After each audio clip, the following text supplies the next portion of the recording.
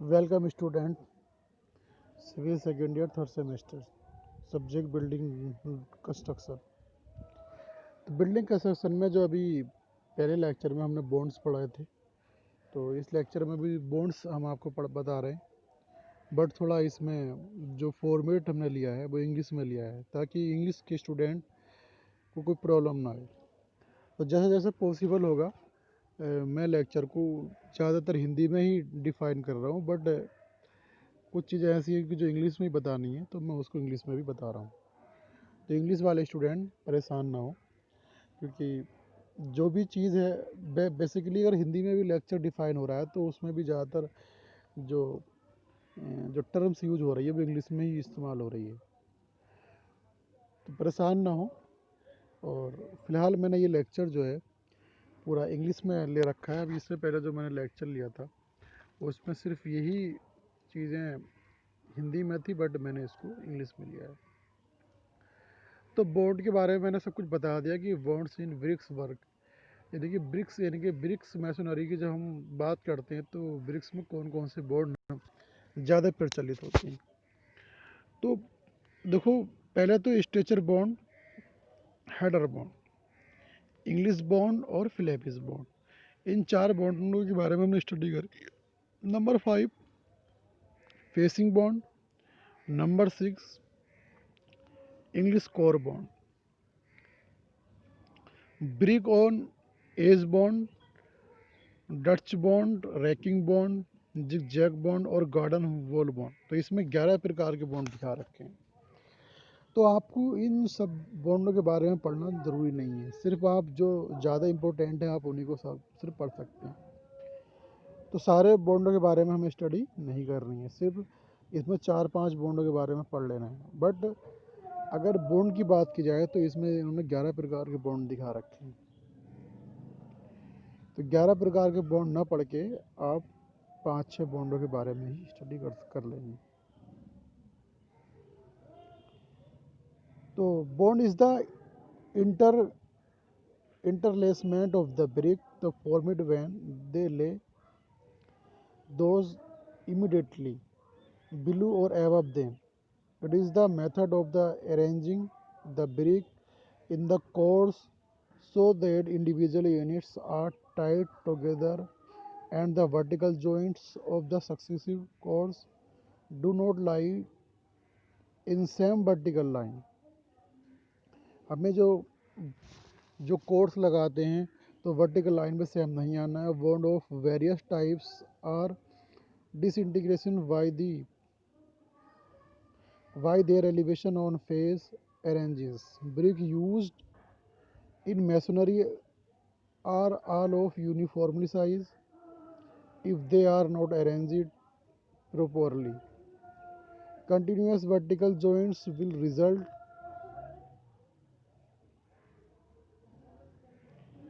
An unbounded wall with its the continuous vertical joints has little strength and stability won't help in the distributing the concentrated load over a larger area. Since brick are small unit having the uniform dimension, the process of bonding is easily performed. Rules for bonding for getting good bond: the following rules should be observed. The brick should be of uniform size. The length of the brick should be twice its width plus one joint, so that uniform lap is obtained. Good bond is not possible if lap is non-uniform. The amount of the lap should be minimum 1 by 4 bricks along the length of the wall and 1 by 2 brick across the thickness of the wall.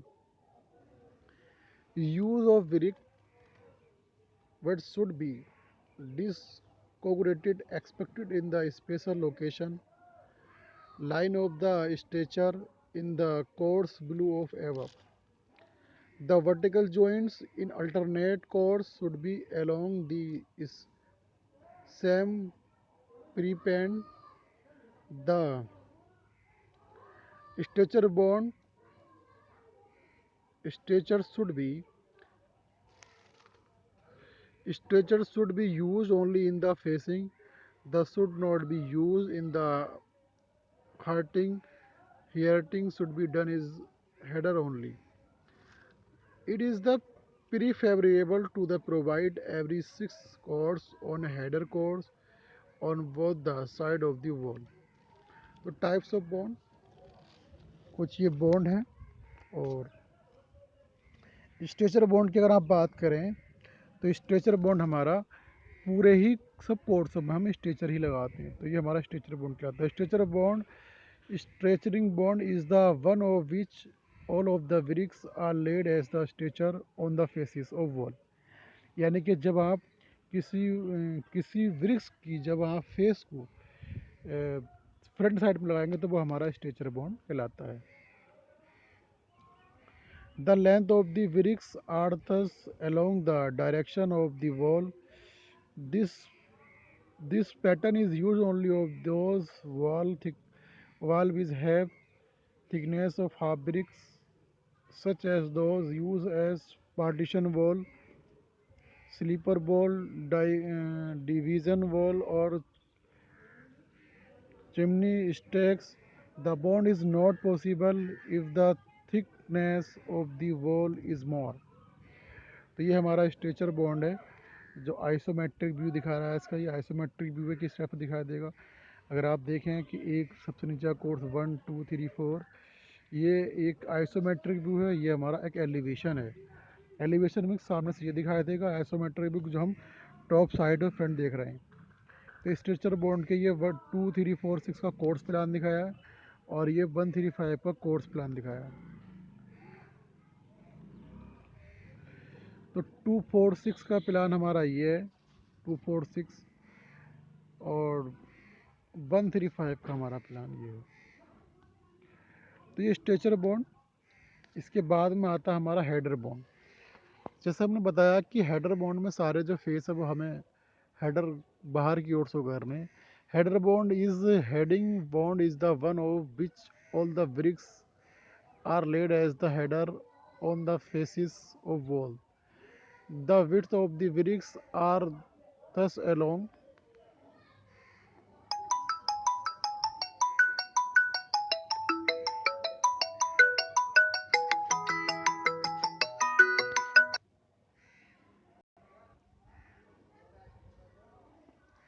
are laid is the header on the faces of wall. The width of the bricks are thus along the direction of the wall. The pattern is used only when the thickness of the wall is equal to 1 bricks. The overlap is usually kept equal to the half of the width of the bricks, 4 equal to 2 centimeter. So this is achieving by the using 3/4 bricks words in the each alternate course as the cues। हम इसके अंदर क्यून्स closure use करते हैं। This bond does not have strength to transmit the pressure in the direction of the length of the wall such as it is the unsuitable for load bearing wall। however the bond is especially useful for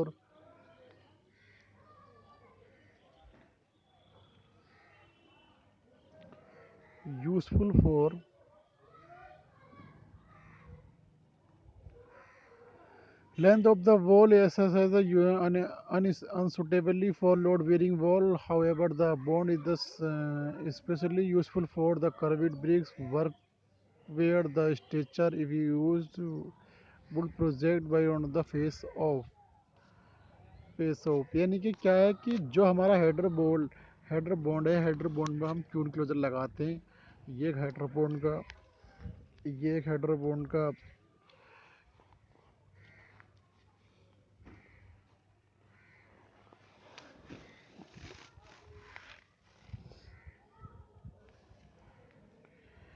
ये एक header bond का isometric view है। ये एक header bond का isometric view है। ये हमारा एक एलिवेशन है। तो किसी हेडर बॉन्ड के आइसोमेट्रिक व्यू में हमें सारे फेस हेडर दिखाने होते हैं और एक में हमें एलिवेशन दिखाना होता है। तो हेडर बॉन्ड हमारा जब हम किसी चाल के अंदर हम हेडर लगाते हैं तो वो हमारा हेडर बॉन्ड कहलाता है। तो ये हमारा एक हेडर बॉन्ड है।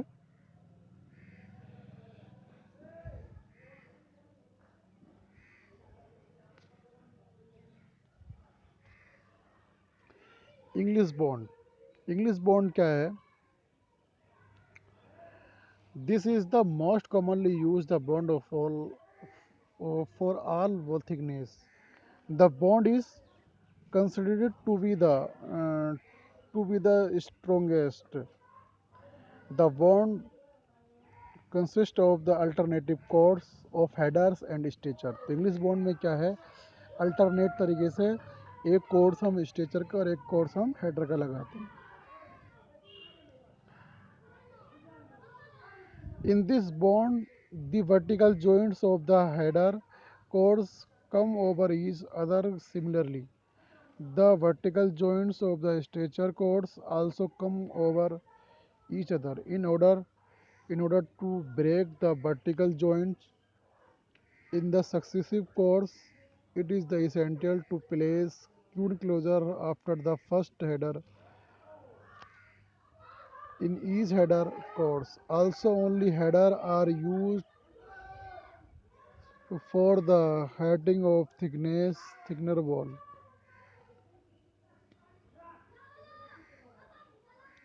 Alternative chords will show the either the header stretcher in elevation. Every alternate header comes centrally over the joint between two stretcher in chords below. In the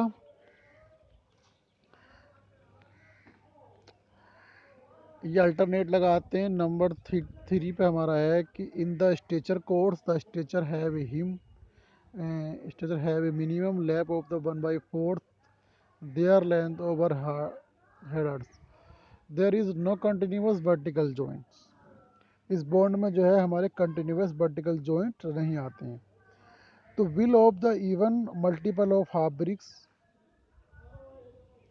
BRICS a header core should be never that start the cue closer as the get displaced the cue closer.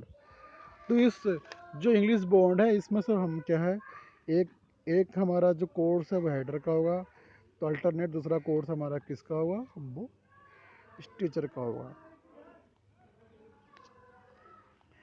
ये कुछ सब important figure हैं जो हमारी English bond की हैं। अगर आप बात करें तो ये हमारे हेडर कोड्स, ये हमारे स्ट्रेचर कोड्स दिखा रखे हैं।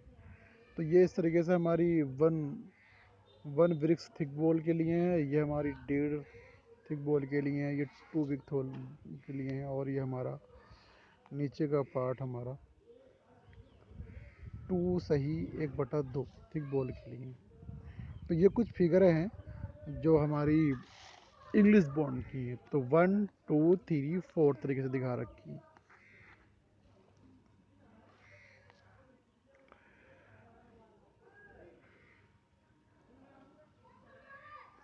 तो इंग्लिश बॉन्ड अल्टरनेटिव अरेंजमेंट,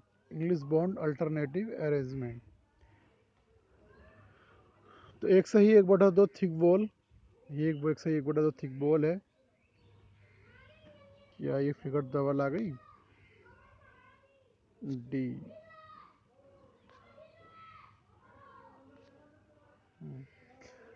तो ये 1 सही 1/2 थिक बॉल के लिए हैं, ये 2 बॉल थिक के लिए हैं, और ये हमारी 2.5 बॉल थिक के लिए हैं। तो इसके बाद में हमारा आता है फ्लेमिश बॉन्ड। इस इसकी सुंदरता कुछ ज़्यादा होती है फ्लेमिश बॉन्ड की। तो in this type of bond is the course is compressive of alternate header and stretcher. Every alternate chords start with the header and at the corner. The cue closure are placed next to the cue header in alternate chords to develop the phase lap. Every header is centrally supported over the stretcher तो Flemish bond are of two types. तो Flemish bond जो होता है वो दो type का होता है, डबल फ्लेमिश बॉन्ड और सिंगल फ्लेमिश बॉन्ड। तो डबल फ्लेमिश बॉन्ड, इस बॉन्ड में क्या होता है कि आपने अगर एक ही कोर्स के अंदर आप अल्टरनेट स्ट्रेचर और हेडर देते हैं, वहाँ पे हर कोर्स में अल्टरनेट दे देते हैं, बट यहाँ पे क्या है, एक ही कोर्स में आप एक ब्रिक्स हेडर की तो एक हम स्ट्रेचर की प्रोवाइड कराते हैं। तो जब हम अल्टरनेट ब्रिक्स का यूज़ करते हैं तो वो हमारी डबल फ्लेमिश बॉन्ड होती है। तो डबल फ्लेमिश बॉन्ड में क्या है, in the double Flemish bond each chords presents the same arrangement both in the double flemish bond present the same arrangement both in the front face as well as in the back face. Alternate headers and stretcher are laid in each chorus. Because of this double flemish bond present the better arrangement the English bond. तो ये हमारा English यानी कि double Flemish bond का एक figure है। The special feature the double flemish bond.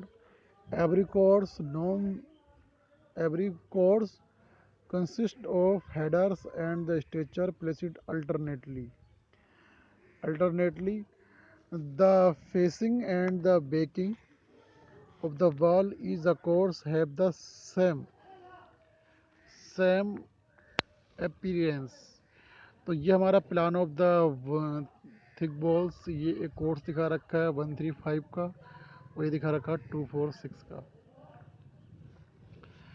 In wall having thickness equal to odd multiple of half bricks, half words, and there and three-quarter words are implied used.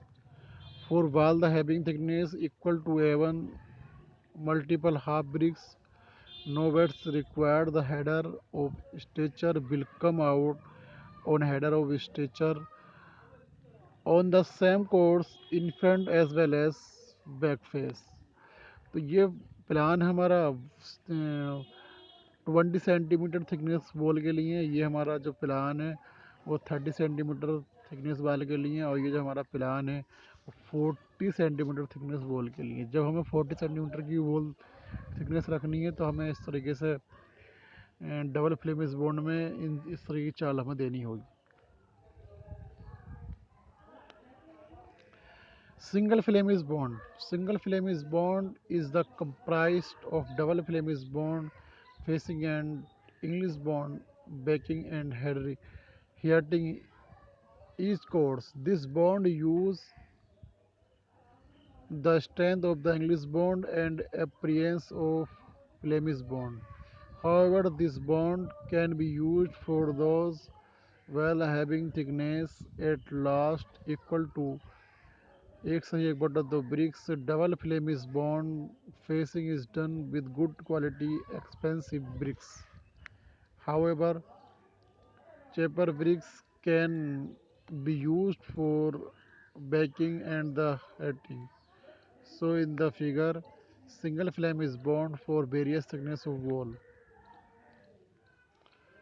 Half but 3/4 bricks B1/4 watt. Single flame is bond. तो comparison of the English bond and Flemish bond, अगर दोनों की आप comparison करते हैं तो English bond is stronger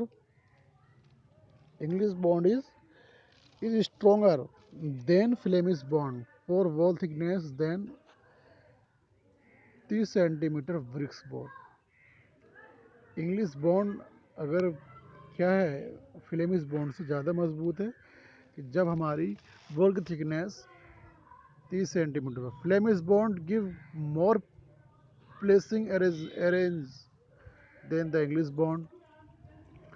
Broken bricks can be used in the form of the beds and Flemish bond. However, more mortar is required.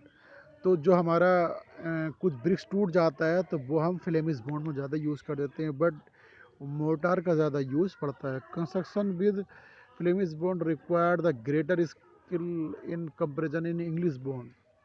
जब हम construction करते हैं किसी भी फ्लेमिश बॉन्ड का, तो वहाँ पर हमें एक अच्छा कुशल कारीगर चाहिए कंपैरिजन बिटवीन इंग्लिश बॉन्ड की।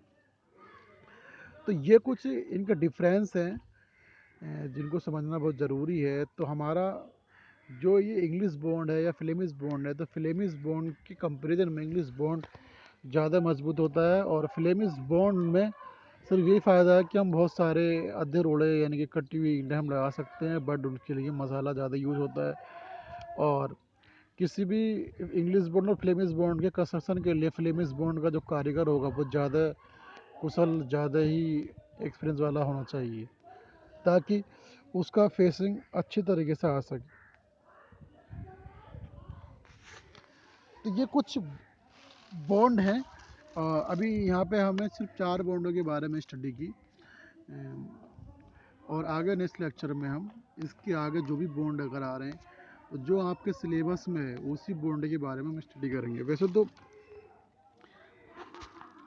इसमें 11 बॉन्ड दिखा रखे हैं, मगर हमें बेसिकली उन बॉन्डों के बारे में ज़्यादा पढ़ना है कि जो ज़्यादा इम्पोर्टेंट है।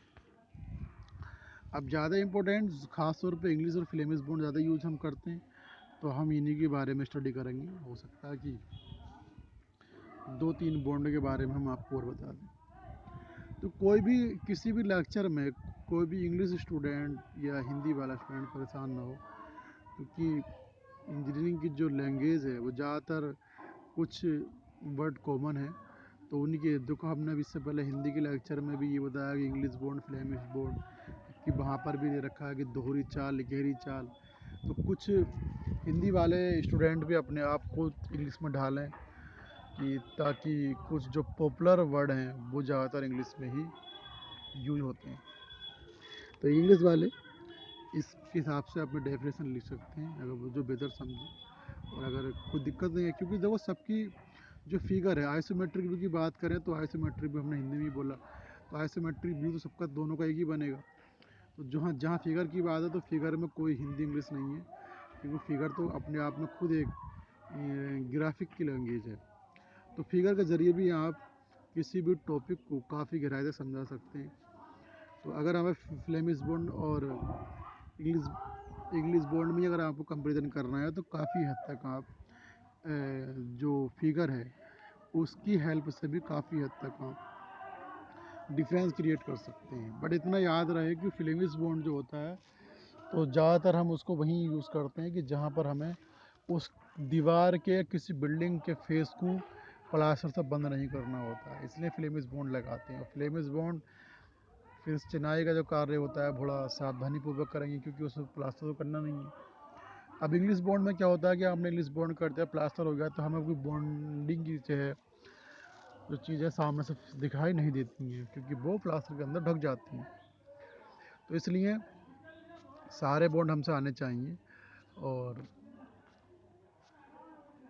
ये जो फिगरें हैं, हमें फिगर ढंग से हर बॉन्ड की अलग अलग तरीके से जो भी कंडीशन है उसको समझ लेना चाहिए। तो इस लेक्चर में क्लास इतना ही, बाकी नेक्स्ट लेक्चर में आपसे फिर बात होगी। तब तक के लिए थैंक यू क्लास।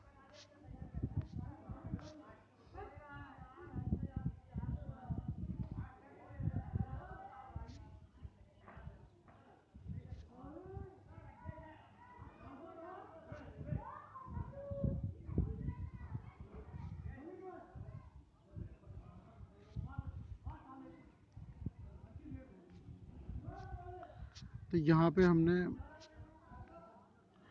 जो कंपेरिजन दिखाया था इंग्लिश बॉन्ड का फ्लेमिश बॉन्ड का, तो आप इसमें बहुत सारे कंपेरिजन अपने आप भी लिख सकते हैं कि इसकी चाल में ये होता है, इसकी चाल में ये होता है। तो ये आप पे डिपेंड करेगा कि आप कितना कमांड करके। अगर आपने एक इंग्लिश चाल के बारे में अगर आपने पढ़ा, इंग्लिश बॉन्ड के बारे में ये आपने स्टडी कर रखी है, फिर फ्लेमिश बॉन्ड को आप पढ़ रहे हैं, तो आप दोनों का कंपेरिजन अपने आप भी लिख सकते हैं।